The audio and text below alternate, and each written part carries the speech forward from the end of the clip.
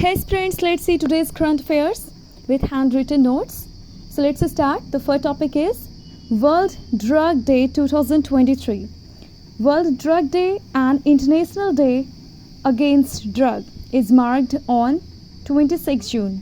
इसका थीम है People First Stop Stigma and Discrimination, Strengthen Prevention. केंद्रीय साहित्य अकादमी बाल साहित्य पुरस्कार 2023 मिला है प्रिया एस अवॉर्डेड.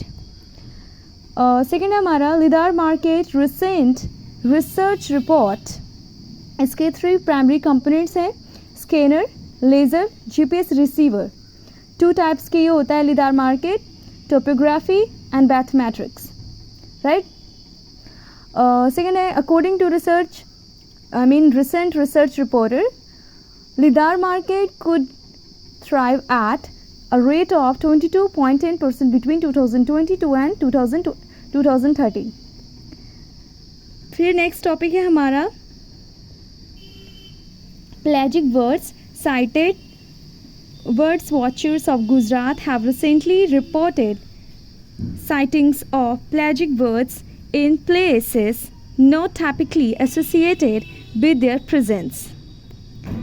Next है हमारा Hasarius, या you can say Hasarius Mumbai, new species of jumping spider. Next topic है liberalized remittances या remittances scheme, Reserve Bank of India. 20% tax on liberalized remittances scheme LRS on the Reserve Bank of India is set to kick off soon.